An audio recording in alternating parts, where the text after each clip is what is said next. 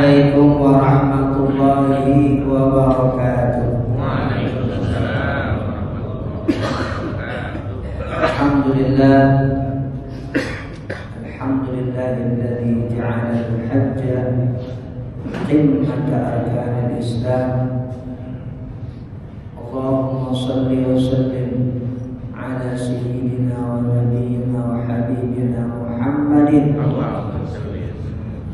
wa ala alihi wa sahbihi al-faizina yawmal qiyamati bi dukhulil jannah Darussalam, amma ba'd.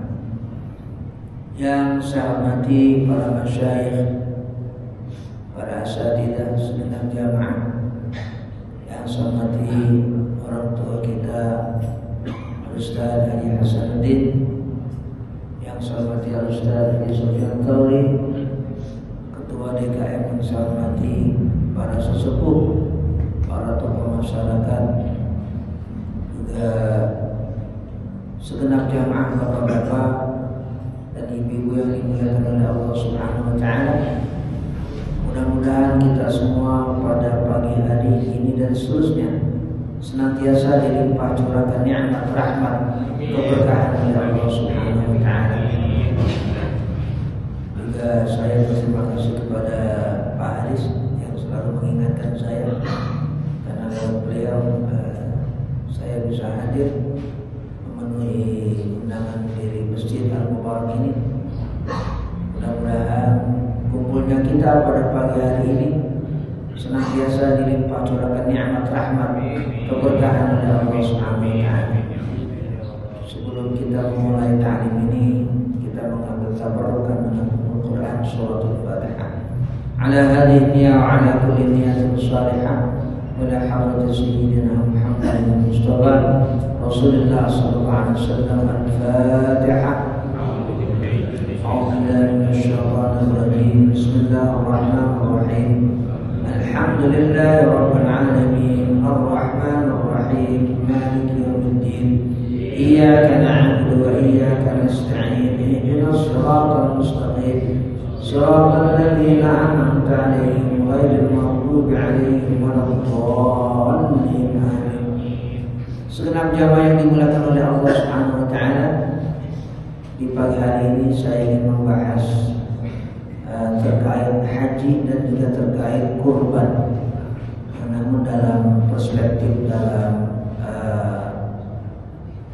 satu wawasan, tidak terkait dengan manasik, karena itu sangat khusus untuk orang-orang yang berangkat untuk melaksanakan ibadah haji.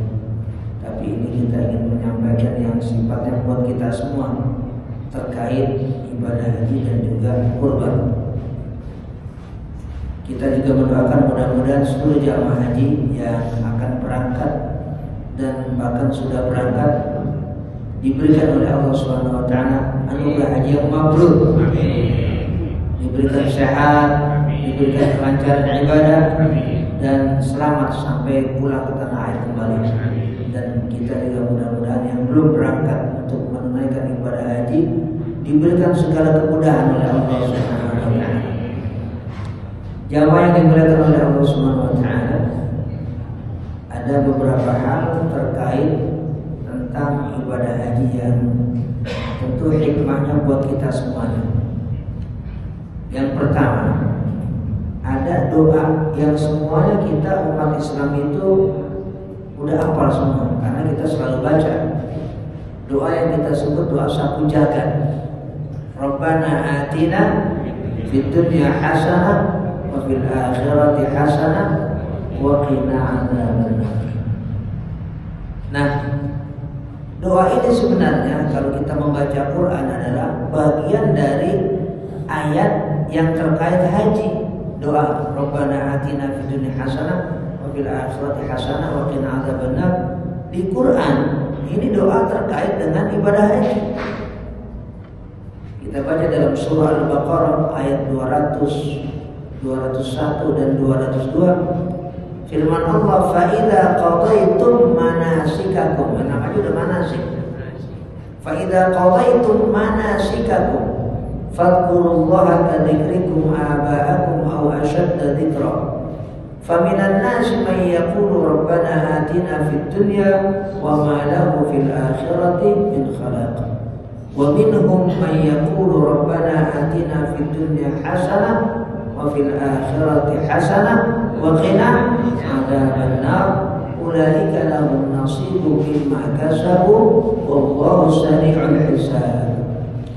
Namun pastinya doa ini meskipun dalam Quran terkait dengan ibadah haji secara langsung, bukan berarti kita yang belum melaksanakan ibadah haji nggak boleh baca doa itu. Bukan begitu maksud Allah Subhanahu wa taala. Namun Allah Subhanahu wa taala mengingatkan kita semua seluruh umat Islam bahwa pelaksanaan ibadah haji ini jangan sampai sekedar dilakukan sifatnya formalitas, sekedarnya punya uang, kemudian sudah dapat porsi haji, habis haji kelar pulang haji, terus gimana perasaannya? Kagak, biasa-biasa aja, dan gak ada perubahan apa-apa. Itu namanya pelaksanaan haji formalitas doang, seremonial doang, sekedar melaksanakan ibadah haji. Gak masuk ayat itu dalam Quran surah Al-Baqarah tadi yang mulai kita baca. Jadi maksud Allah Subhanahu wa taala, orang yang melaksanakan ibadah haji hendaknya dan diharapkan dia ketika di dunia melakukan sebuah kebaikan. Makanya fid dunya hasanah. Hasanah itu arti kebaikan. Ketika dia pulang haji, sholatnya terutama jamaahnya bagus, ya, infaknya, zakatnya, sedekahnya baik, dan lain-lainnya semuanya baik. Karena memang haji itu dilaksanakan kan habis puasa, habis bulan Ramadan, bulan Syawal. Kita baru selesai bulan Syawal, sekarang Dzulqa'dah, puncaknya Dzulhijjah. Nah, bulan Syawal ini sebenarnya bulan Syawal habis bulan haji. Ini kita habis Ramadan, terus Idul Fitri 1 Syawal. Itu orang 1 Syawal udah boleh melaksanakan ibadah haji. Maksudnya boleh melaksanakan ibadah haji, udah bisa ngambil mikot. Ya, misalnya ada orang di sana nih, orang Indonesia atau siapapun yang ada di sana, di Madinah, habis sholat Idul Fitri, saya mau haji lah. Udah bisa pakai pakaian ihram tanggal 1, habis sholat Idul Fitri, dia pakai pakaian ihram, mandi, udah berangkat aja ke tempat namanya Bir Ali atau Dzul Hulaifah. Langsung dia sholat sunnah ihram, niat nawaitul hajja wal umrata lillahi ta'ala. Atau kalau dia haji tamattu, dia niat nawaitul umrata lillahi ta'ala. Udah bisa berangkat ke Mekah, tawaf, sa'i, tahallul, udah tinggal nungguin tanggal 9 Dzulhijjah, tanggal 8 diberangkatin. Udah bisa Syawal itu. Jadi habis Ramadan udah bisa siapapun untuk mengambil miqat haji. Berarti dia sudah start, sudah mulai melaksanakan ibadah haji. Lah kenapa Allah Subhanahu wa taala ya syariatkan ibadah haji ini habis Ramadan? Enggak habis di bulan-bulan lain, habis puasa kita udah langsung bisa melaksanakan ibadah haji. Biar pelaksanaan ibadah haji kita yang memang punya kemampuan untuk melaksanakan ibadah haji itu hajinya nggak asal-asalan, nggak formalitas. Kenapa? Allah udah kasih bekal. Apa itu?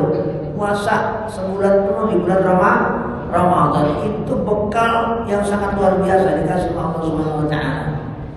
Untuk apa? Untuk penyempurnaan agar ibadah haji dilaksanakan dengan baik dan juga dengan sempurna sehingga mencapai haji yang mabrur. Itu yang pertama. Yang kedua, apa yang dimuliakan oleh Allah Subhanahu wa taala, ibadah haji kan memang beda dengan ibadah-ibadah yang lain. Contoh, orang kalau udah haji kan biasanya tradisi kita dipanggil Pak Haji atau Bu Haji.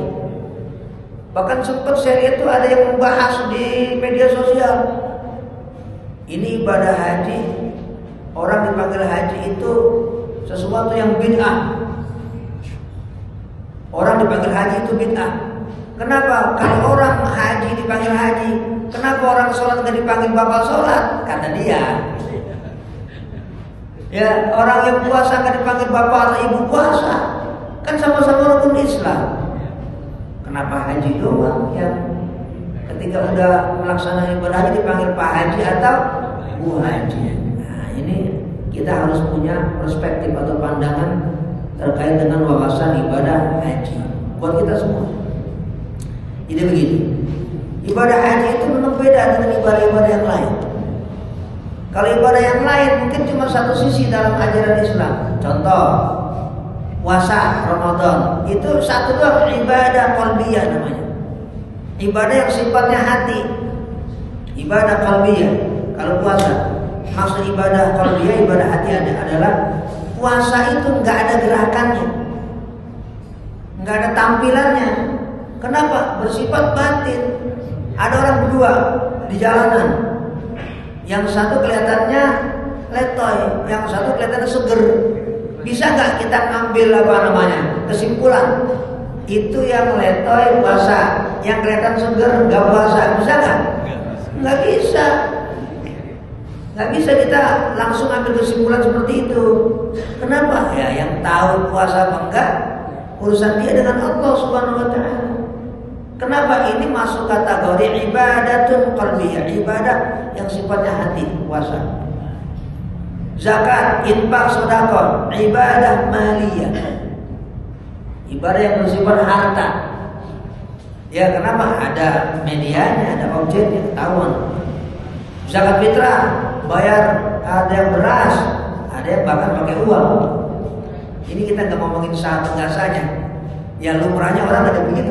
Ada yang pakai beras, ada yang pakai uang, kelihatan tuh. Ibadah harta. Sholat, tadi kita baru melaksanakan itu qauliyah, fi'liyah, juga qalbiyah. 3. Ada niatnya, ada ucapannya. Kita baca Fatihah, baca surah, ada yang wajib, ada yang sunnah, baca doa kita dan sebagainya.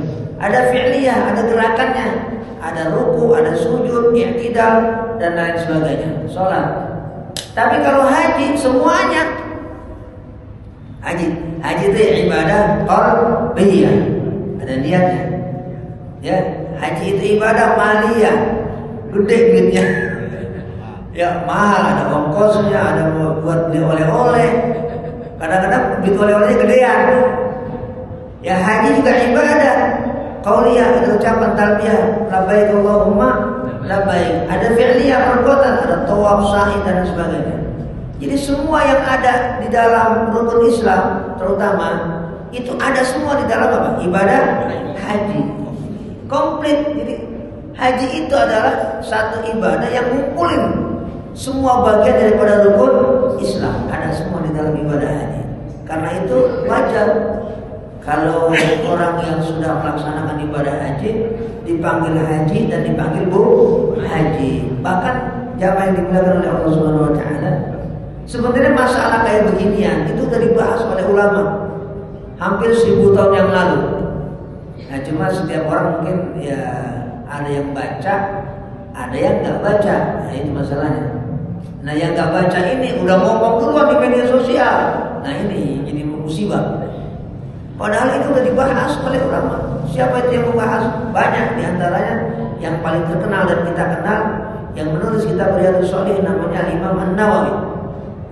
Imam Nawawi yang menulis kitab Riyadhus Shalihin sudah membahas di satu ensiklopedia beliau, kitab fikih beliau yang besar namanya Al-Majmu' Syarh Al-Muhadzab. Di dalam literatur fikih yang sangat terkenal itu beliau memberikan penjelasan wa yajuzu an yuqala liman hajja haji, boleh dipanggil orang yang melaksanakan ibadah haji haji, boleh. Itu fatwa Imam Nawawi ba'da tahallulihi wa ba'da wafatihi. Setelah dia selesai melaksanakan ibadah haji, bahkan setelah dia meninggal, dia boleh dia dipanggil haji. Ditulis misalnya haji pulang di nisan almarhum, hajjah fulana, boleh. Kata Imam Nawawi itu sudah diberikan fatwa oleh Imam Nawawi. Kenapa? Karena tadi ya, karena luar biasanya ibadah haji mengumpulkan semua bagian dari seluruh rukun Islam. yang qalbiyah, yang qauliyah, yang fi'liyah, yang maliyah, semua ada di dalam ibadah haji. Ya, karena itu orang seringkali kita, oh songkok putih ini songkok haji, ya kan? Ini orang pakai songkok putih nih. Kita nyebutnya apa? Songkok haji. Padahal kan namanya songkok nggak ada detailnya. Tapi tradisi kita menyebut songkok haji putih. Biar apa? Jangan sekedar formalitas. Orang yang udah haji diingetin, biar selalu perbuatannya itu bersih. Perbuatan itu putih semata-mata mengarah kepada Allah Subhanahu wa ta'ala. Yang ketiga, jamaah yang dimuliakan oleh Allah Subhanahu wa ta'ala, haji ini sebenarnya segenap yang dilakukan ketika pelaksanaannya itu bukan buat orang yang ibadah haji doang. Buat siapa? Buat kita semua, seluruh umat Islam. Hikmahnya, ya. Jadi haji ini bukan ibadah sebenarnya yang hikmahnya eksklusif. Artinya eksklusif cuma buat dia doang yang haji, enggak, buat kita semua. Hikmahnya. Contoh tawaf. Tawaf itu apa itu? Berputar sekeliling Ka'bah berapa kali? 7 kali. Tawaf itu adalah berputar sekeliling Ka'bah. Lah hidup itu juga perputaran seperti tawaf. Tawaf kan muter. Hidup juga perputaran. Hidup ini kan tidak ada di satu titik doang. Hidup ini apa? Muter, nggak cuma di satu titik. Ada bahagia, ya ada sengsara. Satu saat kita nangis, satu saat kita tertawa, tersenyum. Lah orang muter ketawa mulu, orang gila. Ya kan? Orang nangis mulu, cengeng banget ya. Hidup ini berputar. Itulah tawaf. Tawaf itu punya sisi yang sangat luar biasa buat kita semuanya. Ya, agar kita menghayati apa yang ada di dalam manasik haji buat seluruh kita umat Islam. Tapi begini, kita ketika melaksanakan kehidupan ini yang berputar tadi, ya, Allah Subhanahu wa ta'ala memberikan kita bimbingan dalam kondisi apapun kita hidup. Ya, mau lagi sedih, mau lagi ceria, mau lagi suka, mau lagi duka, mau lagi bahagia, mau lagi dapat ujian, jangan lupa tetap ingat Allah Subhanahu wa ta'ala. Nah, itu arahan dari Allah Subhanahu wa ta'ala. Seperti orang yang lagi tawaf sekeliling Ka'bah, muter. Kalau enggak tawaf sekeliling Ka'bah, tawaf kita enggak sah. Sebab ada tahun 80-an aliran sesat yang mengatakan haji enggak perlu ke Mekah. Haji boleh ke selain Mekah, ke Tasikmalaya, ke mana? Cirebon, ya. Ini kan sesuatu yang enggak benar. Kenapa? Tawafnya tidak di sekeliling Ka'bah. Nah, tawaf yang enggak sekeliling Ka'bah enggak sah tawafnya, berarti hajinya enggak sah.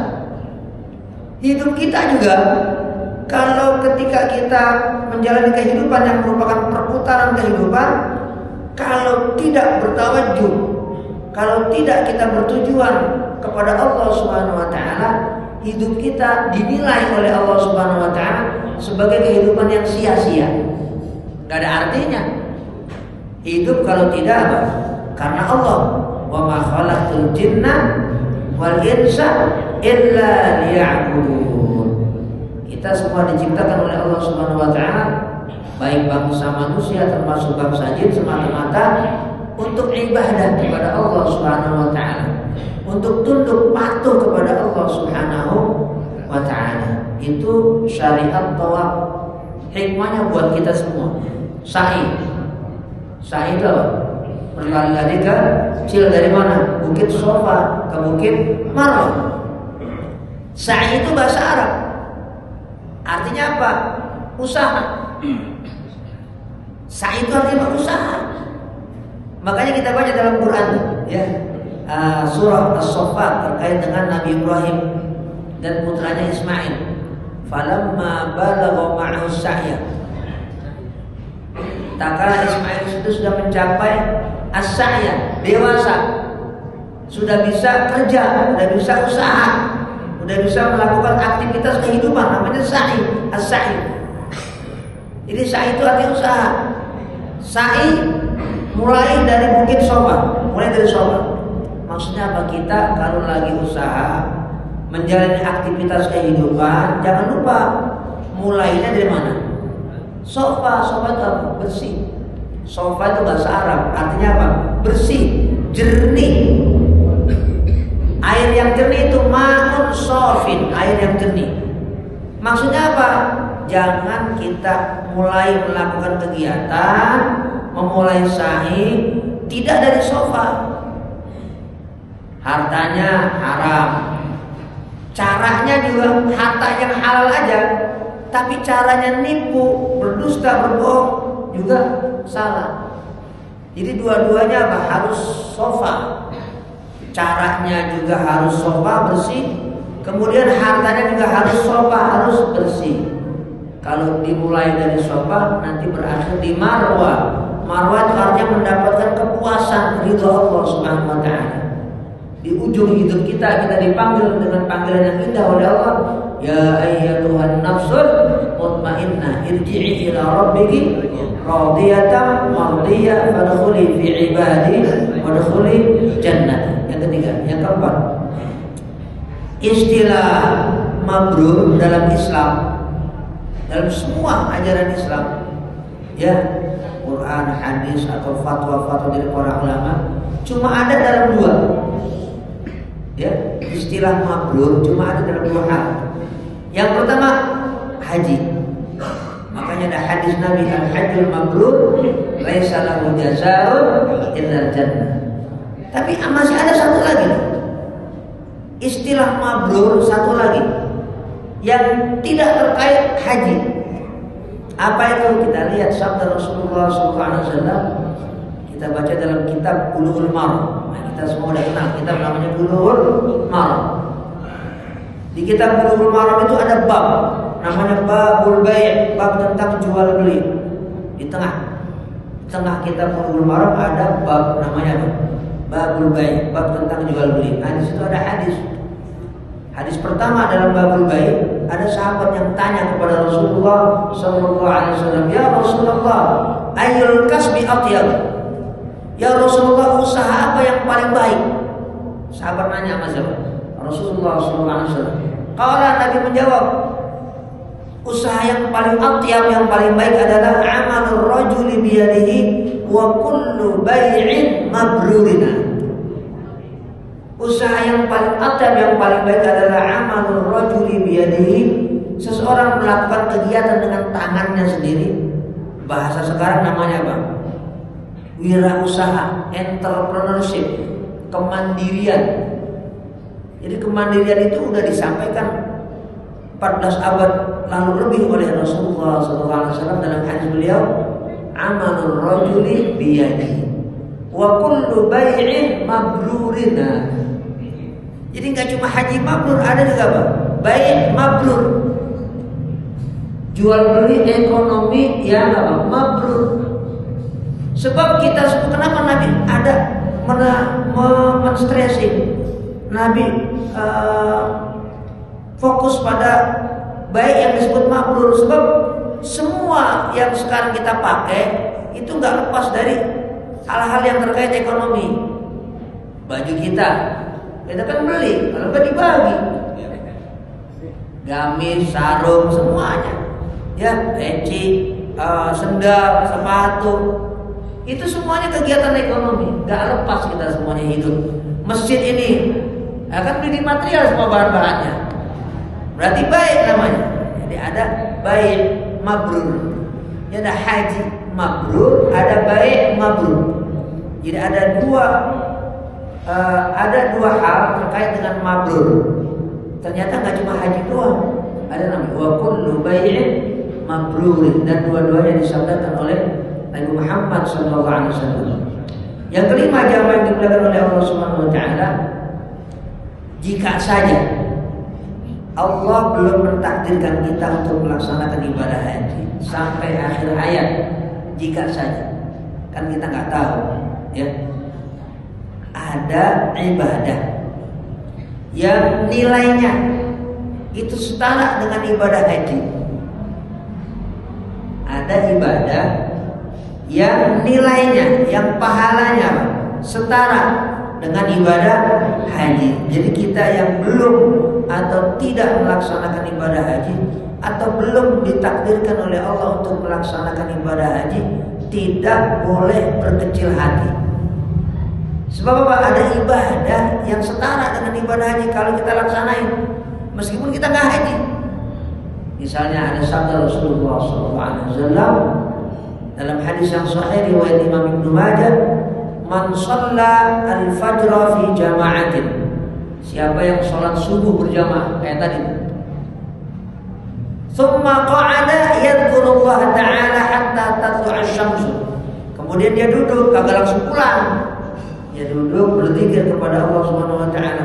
Zikir itu kalimat yang maknanya luas. Enggak cuma ucapan subhanallah, alhamdulillah, wa la ilaha illallah, Allahu akbar, enggak cuma itu. Baca Quran juga namanya zikir. Duduk di majelis ilmu kayak begini nih, namanya juga zikir, ya. Hatta tatlu'a asy-syamsu, sampai terbitnya matahari.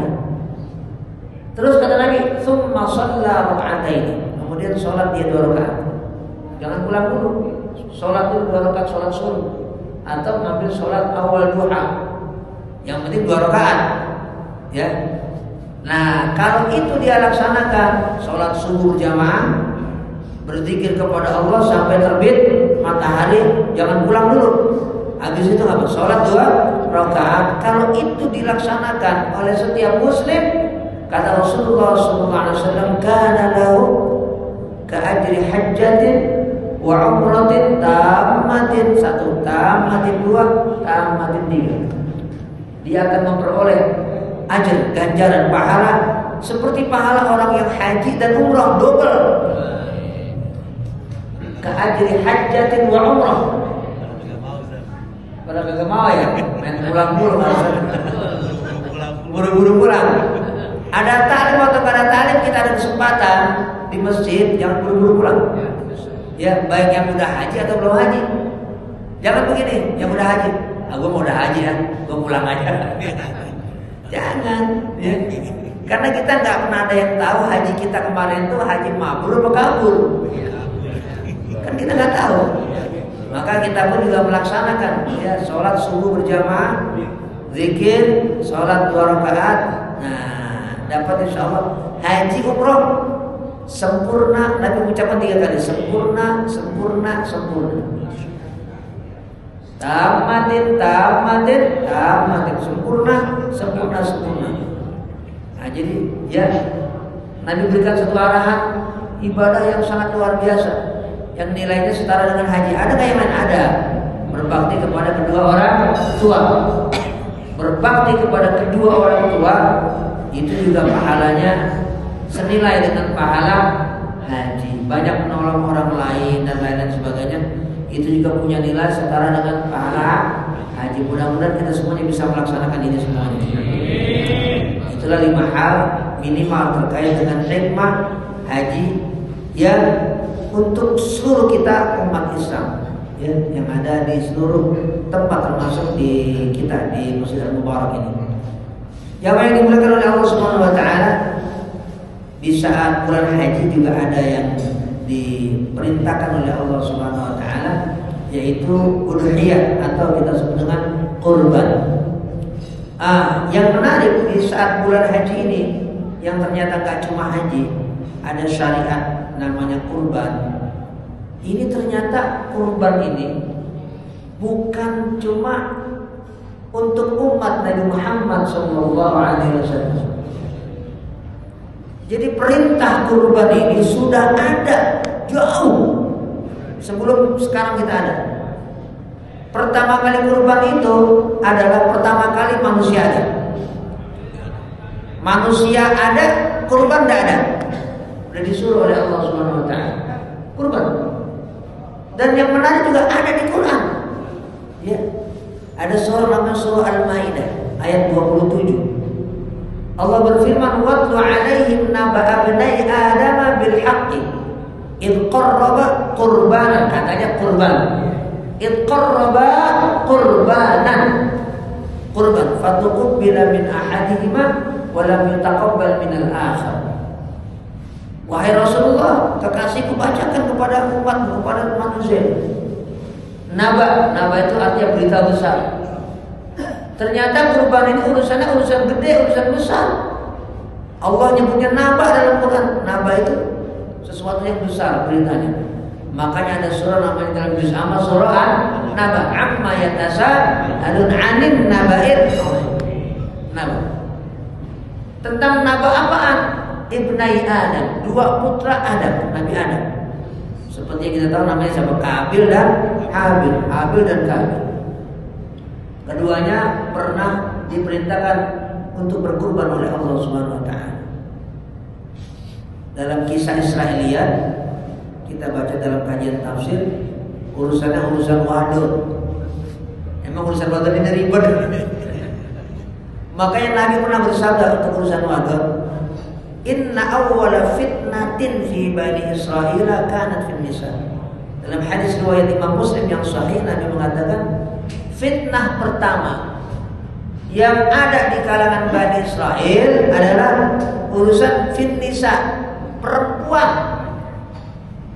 Ya, itu fitnahnya, ya Allah, gede banget. Banyak orang jatuh terutama pejabat gara-gara perempuan. Banyak tokoh juga jatuh namanya, hancur gara-gara perempuan. Makanya ya mudah-mudahan kita bisa menjaga diri, terutama juga istri kita, anak-anak kita, keluarga kita yang perempuan, sehingga kita diberikan barakah oleh Allah Subhanahu wa taala. Jadi Nabi sudah memberikan warning, memberikan peringatan keras tentang perempuan ini, ya. Inna awwala fitnatin fi bani Israil kanat fil nisa. Nah, termasuk perintah korban. Perintah korban itu urusan perempuan. Kenapa? Habil ini ya dengan Kabil diuji oleh Allah Subhanahu wa taala. Ini Kabil enggak mau menikahi perempuan lain kecuali kembarannya. Ya. Dia ngotot padahal enggak boleh oleh Allah Subhanahu wa taala. Akhirnya apa? Ya udah, kalau kamu ngotot udah korban udah. Disuruhlah korban. Kabil karena dia menggeluti bidang pertanian, dia disuruh mengeluarkan hasil pertaniannya. Itu sebagai korban, karena zaman itu belum ada kayak sekarang. Harus unta, harus sapi, harus kambing. Jadi masing-masing yang bergelut di bidangnya itu, ya itu yang dia keluarin. Kabil bertani, disuruh korban hasil buminya. Habil beternak, disuruh korban hasil ternaknya. Dia mengeluarkan kambingnya. Disuruh taruh di lereng bukit. Kamu taruh sore-sore hasil bumi kamu dan juga hasil ternak kamu. Gimana tahu kalau ini diterima atau ini enggak? Yang pagi-pagi yang dia serahkan itu hilang, berarti diterima oleh Allah Subhanahu wa taala. Pagi-pagi dilihat berdua nih, ada abang Habil sama Kabil. Tiba-tiba yang kagak ada kambingnya, bukan dicolong orang, sama itu gak ada orang. Nah, jadi kalau gak ada itu berarti diterima sama Allah Subhanahu wa taala. Yang di lereng gunung gak ada kambingnya si Habil, berarti korbannya Habil diterima oleh Allah Subhanahu wa taala. Korbannya Kabil ditolak, gak diterima oleh Allah Subhanahu wa taala. Itulah yang dikatakan dalam surah Al-Maidah ayat 27, fatuqbila min ahadihima wa lam yutaqabbal min al-akhar. Yang satu korbannya tuqbila diterima, yang satu wa lam yutaqabbal tidak diterima oleh Allah Subhanahu wa taala. Kenapa enggak diterima? Niatnya salah. Niatnya jelek, niatnya Kabil jelek. Pengen dapat wadon. Niatnya Habil bagus, semata-mata jalanin perintah Allah. Jadi bukan Allah punya sikap diskriminatif, enggak, milih-milih, enggak. Mungkin Habil ya diterima, Kabil enggak. Yang diterima oleh Allah Subhanahu wa taala niat orang. Allah mah nggak perlu daging. La yanalallaha luhumuha wala dima'uha walakin yanaluhu taqwa minkum. Yang diterima oleh Allah itu takwanya, niatnya. Dagingnya, ya Allah nggak makan daging. Allah Tuhan, Rabbul Alamin, nggak butuh gitu-gituan, nggak butuh darah, nggak butuh daging. Yang Allah terima adalah niatnya semata-mata karena Allah Subhanahu Wa Taala. Mudah-mudahan kita semuanya bisa berkorban besok pada hari raya Idul Adha atau di hari-hari tasyrik. Jadi dari sekarang kita semua ini termasuk saya udah niat. Nah kalau niat jangan mikir sekarang gua nggak punya duit, jangan. Kita nggak pernah tahu besok kita ada rezeki lagi dari Allah Subhanahu Wa Taala. Agar kita nggak ada yang tahu, apalagi masih lama, masih 6 bulan kalau nggak salah tanggal 6 Juni itu sebentar. Tanggal 6 Juni itu baru Idul Adha, masih lama. Sekarang masih bulan Mei. Nah, makanya kita niat, ya Allah saya niat untuk berkurban. Ya, gitu.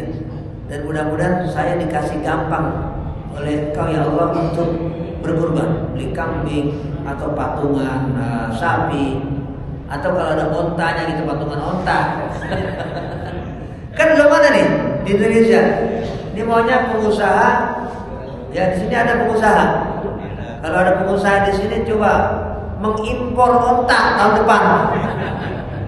Ya, jadi biar kita semuanya bisa korban onta. Biasanya kan sapi sama kambing udah. Onta belum pernah. Jamaah yang dimuliakan oleh Allah Subhanahu Wa Taala itu hikmah yang pertama terkait dengan kurban. Yang kedua, kurban ini sesuatu yang sangat mulia, ya, medianya. Unta, sapi, kambing. Unta ini luar biasa. Unta ini adalah hewan kesukaan Nabi Muhammad SAW. Rasulullah itu punya unta kesayangan, sampai dikasih namanya Al-Qaswa. Jadi unta Rasulullah namanya apa? Al-Qaswa. Itulah unta yang dipakai oleh Rasulullah SAW, yang dinaiki oleh beliau di saat hijrah dari Makkah ke kota Yathrib, kota Madinah. Nabi naik unta, namanya unta Al-Qaswa. Bahkan unta ini, ya, sama Rasulullah SAW begitu dihormati. Unta dihormati sama Nabi. Dengan cara apa? Waktu Nabi sampai di kota Yathrib, Madinah, itu tali ontanya sama orang-orang Madinah ditarik-tarik. Maksudnya apa? Ya Rasulullah mampir ke rumah saya. Dia bilang ditarik lagi. Rumah saya aja Rasulullah. Tarik-tarik tali onta. Pengen disinggahi sama Nabi Muhammad SAW. Tapi Nabi kasih teguran. Khaliha. Biarin ini onta saya jangan ditarik-tarik. Khaliha, kata Nabi. Kenapa? Fa innaha ma'murah. Karena onta ini ma'murah, disuruh Allah Subhanahu Wa Taala. Aku aja nggak berani nyuruh dia jalan terus atau berhenti. Nabi sendiri tidak nyuruh onta itu. Jadi onta itu dibiarin aja, lahu apa terserah aja. Kenapa onta ini disuruh Allah Subhanahu Wa Taala? Jalan kemana, berhenti di mana? Itu yang ngomong Nabi Muhammad SAW. Ketika orang narik onta itu, ya, sama Nabi kita jangan, biarin onta ini, biarin. Ini onta ada yang nyuruh Allah, yaitu Allah Subhanahu Wa Taala. Ya, kemudian onta ini berhenti di depan rumah seorang sahabat namanya Abu Ayyub Al-Ansari. Jadi onta itu yang namanya Al-Qaswa berhenti di depan rumah seorang sahabat yang bernama Abu Ayyub Al-Ansari. Makanya Rasulullah berhenti di situ dan singgah beberapa malam di rumah sahabat Abu Ayyub Al-Ansari. Makanya kalau kita umrah atau haji kan kita biasa ke Madinah. Cuma kita nggak ngeh. Ya, jadi 1 kilo dari Masjid Quba itu ada masjid namanya Masjid Jumu'ah.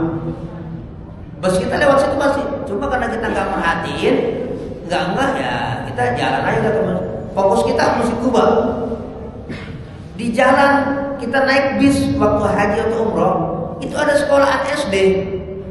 Namanya Madrasatu Al-Qaswa Al-Ibtidaiyah.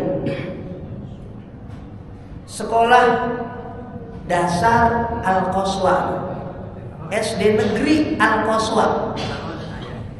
Nama onta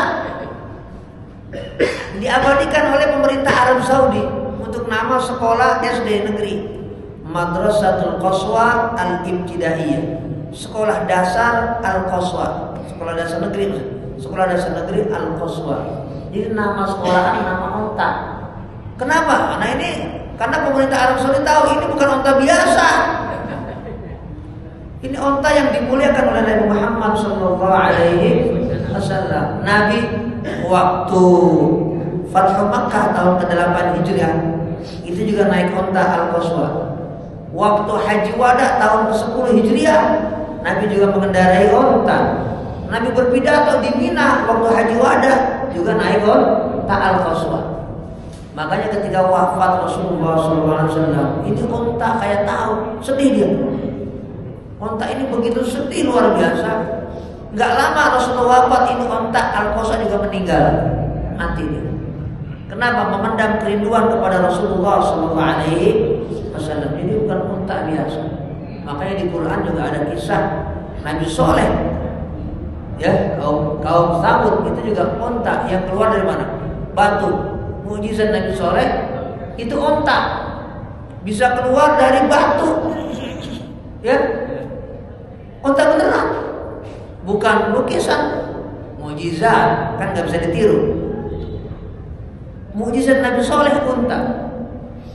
Ya sekarang malah terbalik di Saudi Arabia, di utara kota Madinah ada kota Al-Ula namanya, dipakai buat konser musik sama pemerintah Arab Saudi sekarang. Padahal Nabi Muhammad SAW melarang sahabat itu untuk mendekati kota yang dilaknat oleh Allah Subhanahu Wa Taala ribuan tahun yang lalu. Nabi bawa ke Tabuk lewat situ. Sahabat disuruh cepat-cepat dan gak boleh kalian minum di situ. Kenapa? Ini kota apes, gampangan ya, kota yang pernah dilaknat oleh Allah Subhanahu wa Ta'ala, yaitu umatnya Nabi Saleh. Ya, sekarang nama kotanya Al-Ula dibuat bangunan yang canggih, yang keren buat wisata. Ada danau di tengah-tengah padang pasir. Nggak tahu nih apa ulama nggak ada yang menegur atau gimana ya. Ya mudah-mudahan ke depan ini ya bisa dibongkar lagi itu kota namanya Al-Ula yang ada di Saudi Arabia. Kota itu adalah tempat Allah Subhanahu Wa Taala menghancurkan kaumnya Nabi Saleh yang sudah melanggar amanat Nabi Saleh, jangan sampai membunuh onta. Ternyata ontanya dibunuh oleh umatnya Nabi Saleh. Mudah-mudahan kita selalu dijaga dari azab Allah Subhanahu Wa Taala. Di Quran juga ada ayat afala yanzuruna ilal ibili kaifa khuliqat. Ada lagi sapi, kita patungan sapi 7 orang. Jadi orang berkurban sapi itu sebenarnya tujuannya adalah biar akidahnya, biar tauhidnya mantap. Kenapa? Ada umat namanya Bani Israel, umatnya Nabi Musa, kan kita pernah ngedengar. Disuruh apa? Disuruh motong sapi. Wa idh qala Musa liqaumihi innallaha ya'murukum an tadhbahu baqarah. Ini sebenarnya bapak-bapak yang dimuliakan oleh Allah Subhanahu Wa Taala, umatnya Nabi Saleh disuruh motong sapi, bukan sekedar motong sapi, kan bisa hewan yang lain. Ya, selain sapi di Timur Tengah, di Mesir ataupun di Palestina juga banyak hewan selain sapi. Kenapa yang disuruh sapi, bukan hewan yang lain? Karena ada pesan tauhidnya dari Allah Subhanahu Wa Taala. Umatnya Nabi Musa menjadikan sapi, tepatnya al-ijl, anak sapi, sebagai media atau objek yang disembah. Nyembah sapi. Jadi bukan cuma umat Hindu di India atau di Bali. Umat Nabi Musa juga pernah ya menyembah sapi. Makanya Allah Subhanahu wa taala ya berkehendak menghilangkan sifat syirik ini dari kalangan Bani Israel. Pas ada pembunuhan di satu keluarga, umat Nabi Musa ngadu sama Nabi Musa, Musa, ini keluarga saya ada yang dibunuh, tolong cari siapa yang bunuh. Kata Nabi Musa, emang gue polisi, gak banget disuruh membunuh. Karena ini ngotot mereka. Nabi Musa minta kepada Allah Subhanahu wa taala, ya Allah, ini ada umat saya yang minta tolong, saya disuruh menemukan pembunuh. Ya udah gini aja Musa. Kalau begitu mereka suruh nyari sapi, kemudian kalau udah ketemu sapinya sembelih. Ya, sebenarnya tujuannya bukan untuk menemukan pembunuhnya saja. Maksud Allah Subhanahu wa taala ya, ketika mereka memotong sapi yang mereka anggap ini kultus suci, nah berarti mereka memotong sifat buruk yang namanya syirik kepada Allah Subhanahu wa taala. Potong, udah nggak usah takut kualat, nggak usah. Ini binatang kok, kamu takut memotong sapi? Nanti berarti motong Tuhan dong, enggak? Sapi bukan Tuhan. Dengan memotong sapi berarti kita memotong sifat yang mungkin ada di dalam diri kita, itu sifat syirik. Jadi bersih.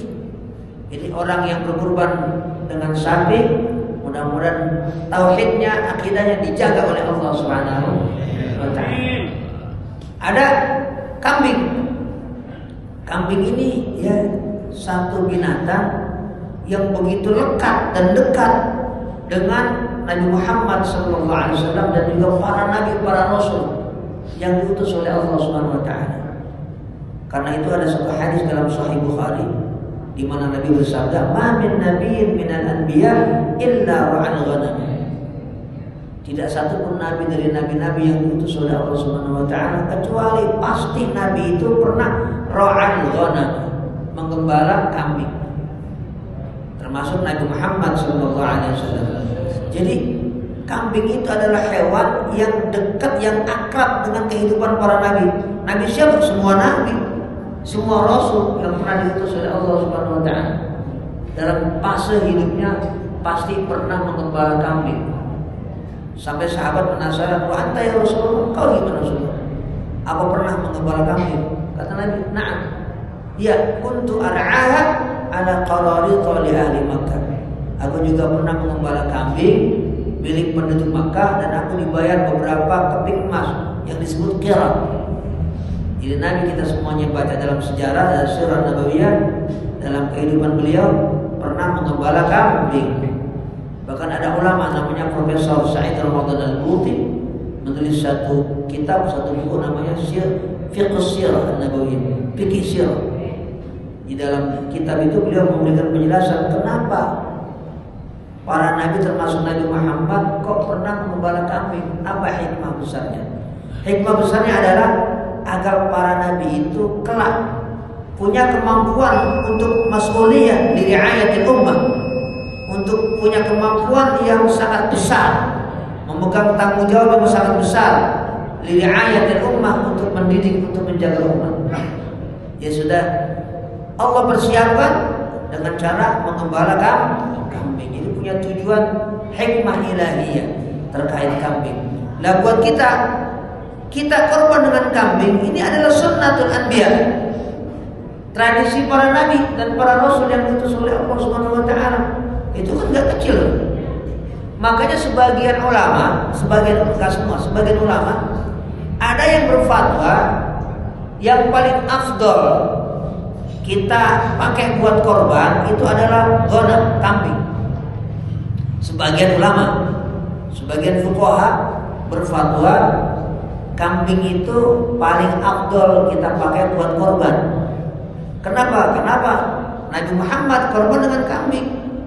Doha Rasulullah Sahih Bukhari dan Muslim, ya, doha Rasulullah SAW bikabshaini amlahaini aqranaini dzabahahuma biyadihi.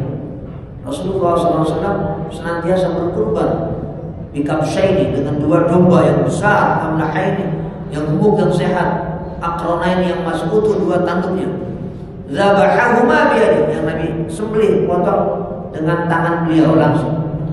Kenapa? Karena tidak ada yang lebih mulia ketika menyembelih kurban kecuali tangan Nabi Muhammad sallallahu alaihi wasallam.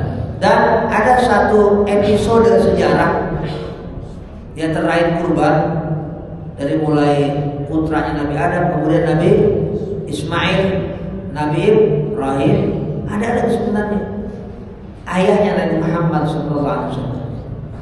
Makanya Rasulullah sallallahu alaihi wasallam pernah bilang untuk diri beliau, "Ana ibnu Dzabihain." Saya ini kata Nabi adalah putra dari dua orang yang akan disembelih. Ana ibnu Dzabihain. Yang pertama yang dimaksud oleh Nabi adalah Nabiullah Ismail. Karena Nabi itu binnya Ismail. Putra Ismail putra Nabi Ibrahim. Jadi Nabi ini keturunan bin sampai atas apa? Ismail bin Ibrahim. Itu pasti. Makanya kalau dalam satu riwayat namanya Barzanji, ya, dulu Maulid. Dulu kan orang Bekasi kalau baca Maulid kan Barzanji zaman dulu. Kalau sekarang udah macam-macam, tiba ya apa segala. Dulu orang Bekasi kalau baca Maulid Barzanji. Ya. Jadi dalam Barzanji itu ada kata-kata wa'adna bila raibin 'inda dzawil 'ulum an-nasabiyyah ila dzabih Ismail nisbatuhu wa muntaha. Kata Syekh Ja'far Al-Barzanji dalam Maulid Barzanji, Adnan yang merupakan kakek atas Nabi Muhammad SAW tanpa diragukan lagi keturunan nasabnya bersambung sampai Nabi Ismail alaihissalam bin Ibrahim. Yang disebut dalam Barzanji dalam hadis adalah al-dzabih, orang yang pernah akan disembelih. Jadi yang disembelih, yang akan disembelih itu ya bukan cuma Nabi Ismail, termasuk ayah Nabi Muhammad SAW, Abdullah. Jadi Nabi Muhammad kakeknya itu Abdul Muthalib pernah bernazar kalau punya anak ya laki-laki lebih dari 10, salah satu anak itu pengen disembelih. Itu nazar Abdul Muthalib.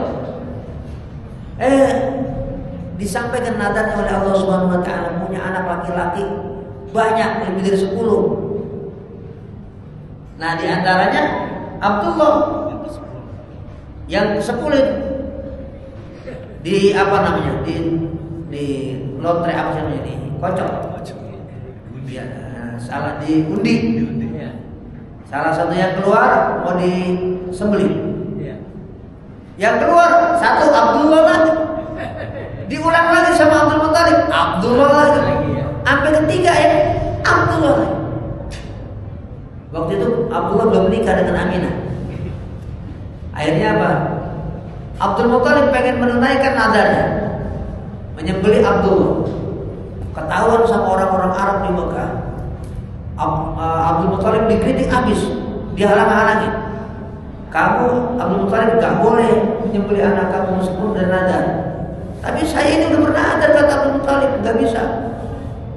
Karena dihalang-halangi oleh para tokoh Quraisy Makkah, akhirnya Abdul Muthalib gak jadi. Cuma ya ada apa gantinya?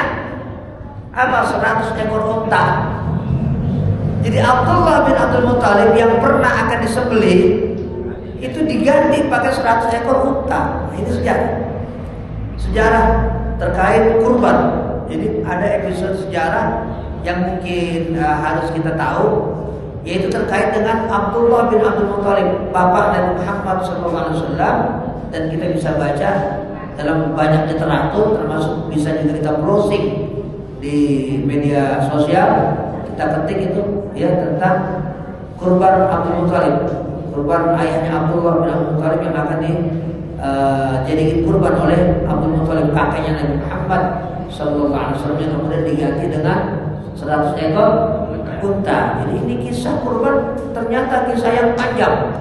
Dari mulai manusia ada sampai Ibrahim, sampai Abdullah bin Abdul Muthalib, sampai Nabi Muhammad sallallahu alaihi wasallam, sampai kita umatnya sampai kiamat. Nah, tadi makanya karena ini ibadah yang begitu luhur dan sangat luar biasa, mudah-mudahan kita termasuk yang diberikan keleluasaan oleh Allah Subhanahu wa taala bisa berkorban. Nah, sebagai wawasan kita juga, sebenarnya secara fatwa Ada beberapa ulama besar ahli hadis yang berfatwa kurban itu hukumnya bukan sunnah muakkadah. Kurban itu hukumnya wajib. Ya, menurut fatwa sebagian ulama. Contoh Al-Imam Abu Hanifah, mazhabnya Hanafi, berfatwa kurban itu wajib. Al-Imam Al-Auza'i, salah satu pendiri mazhab selain yang 4, namanya Imam Auza'i, pakar hadis besar, juga berfatwa kurban itu wajib. Al-Imam Al-Laits bin Sa'ad, ya, tokoh ulama dan tokoh hadis dari Mesir, juga berfatwa apa? Kurban itu wajib. Al-udhiyatu wajibatun 'alal musir. Kata beliau. Kurban itu wajib 'alal musir bagi orang yang mampu. Sama seperti haji. Jadi kita ini yang punya duit, selain yang udah kita belanjain buat bini kita, buat sekolah bocah, ya, masih ada simpenan di laci kita, begitu dah. Ya, kalau kita nggak korban, dosa kita. Menurut Imam Al-Laits bin Sa'ad, menurut Imam Auza'i. Kenapa hukumnya nggak sunnah? Wajib hukumnya. Ya, makanya meskipun ini fatwa sebagian ulama yang bukan mayoritas, tapi karena ulama ini adalah ulama pakar hadis, pakar fikih, ya kita juga jadikan pedoman buat hidup kita. Kalau kita pas punya rezeki yang sudah selain yang udah kita pakai buat biaya ini biaya itu masih ada nih di laci, kita buka, wah ini masih cukup buat beli kambing. Beli kambing. Cukup buat patungan sapi di masjid ini Al-Mubarak. Ya, mudah-mudahan kita semuanya bisa. Ya. Nah, bisa. Mudah-mudahan kalau zaman sekarang ya cukuplah gaji kita cukup insyaallah. Setidak-tidaknya sekali apa setiap tahun? Begini. Kurban itu ini bagus ya dari Ustaz Sofyan. Kurban itu bukan sekali seumur hidup. Kurban itu adalah bagian dari ibadah yang kita lakukan sunnah muakkadah setiap tahun. Bukan sekali seumur hidup ini. Diajak kurban, gue udah tahun kemarin jangan. Ya. Terus setiap tahun. Jadi sunnah setiap tahun kita berkurban. Kita mencontoh Nabi Muhammad SAW yang selalu setiap tahun berkurban. Inilah uniknya. Kita ingin berkaca kepada Nabi Muhammad. Nabi Muhammad itu kan sosok yang hidupnya sederhana, bukan miskin, sederhana. Tapi di balik kesederhanaan Nabi Muhammad SAW, kalau korban nggak pernah absen, selalu ada namanya.